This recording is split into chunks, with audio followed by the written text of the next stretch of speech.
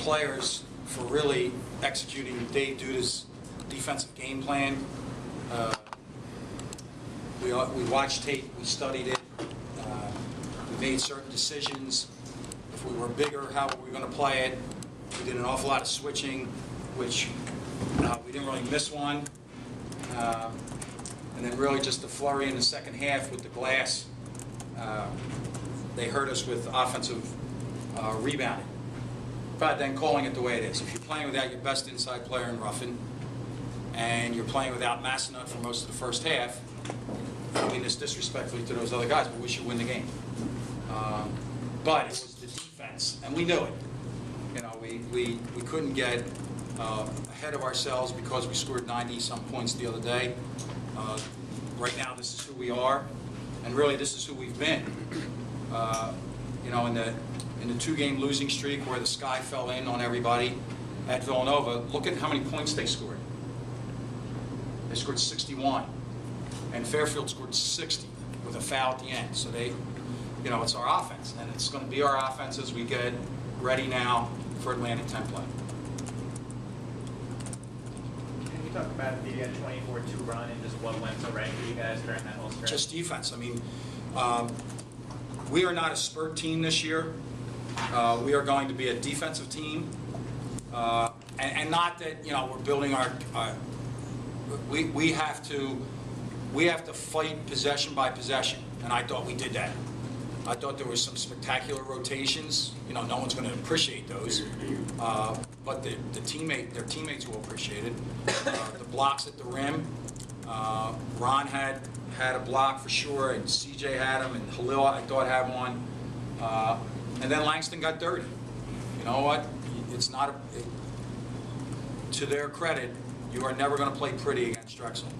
So you better be willing to get dirty, and we got dirty. That play Langston made is as good a play as you'll see in college basketball.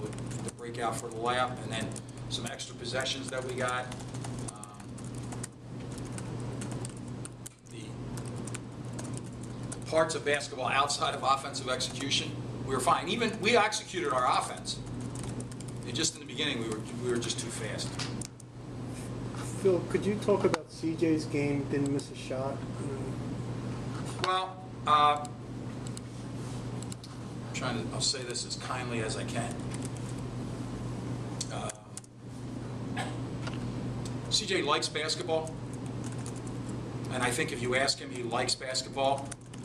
He happens to love Coach Martelli because I don't bust his chops. But I've noticed recently that CJ is one of the first guys out. He's getting an awful lot of shots up. He's really listening to what the coaches have told him. In the beginning of the year, he was kind of flinging the ball.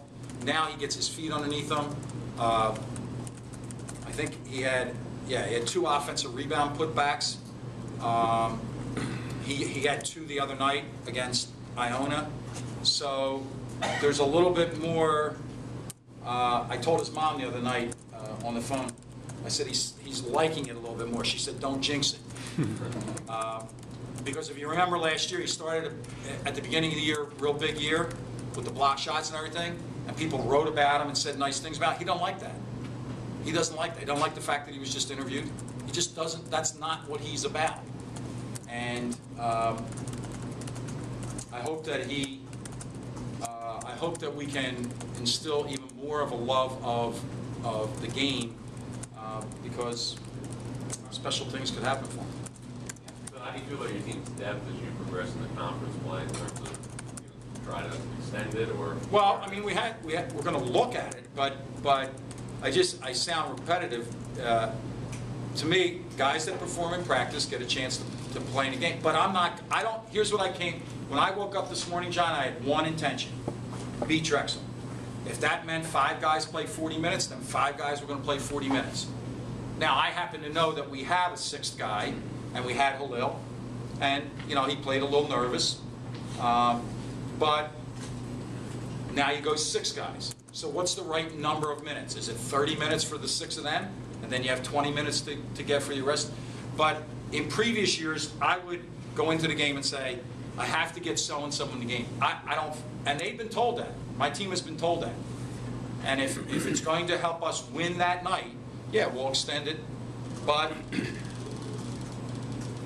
I had to sound like an old head here, but we're only going to play twice a week. You know what I mean? We're going to play Wednesday after this Saturday. After this Saturday, we play every Wednesday, every Saturday. We have one Thursday game, and we follow that up with a game in Philadelphia on a Saturday. So every Wednesday and every Saturday.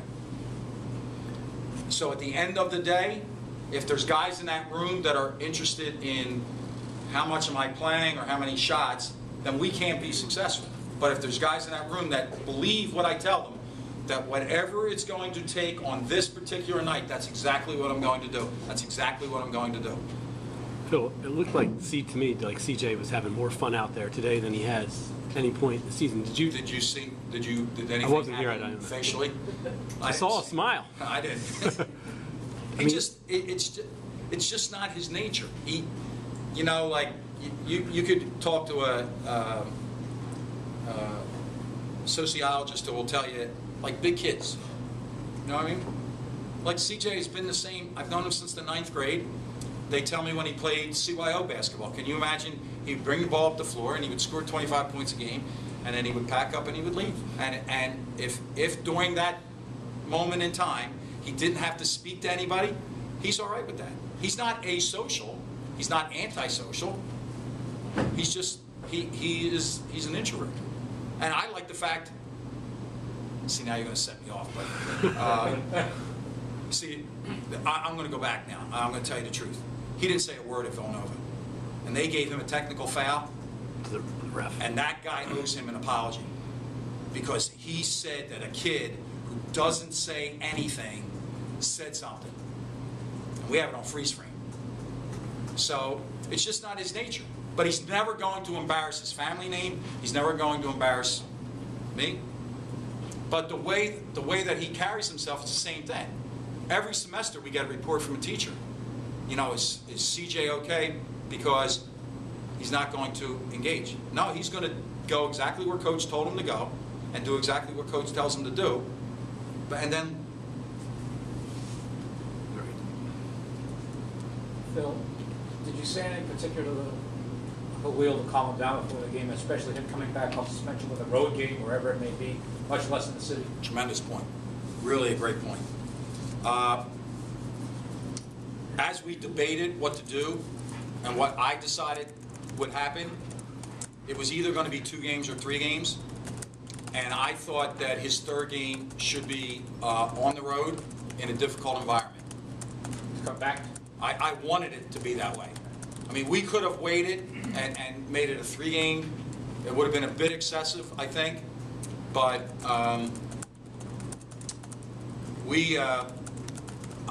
I decided and got affirmation from Don DeGiulia to do it because I wanted him to face this. Because we know in 2 weeks, when we go to VCU, it's not going to be pretty.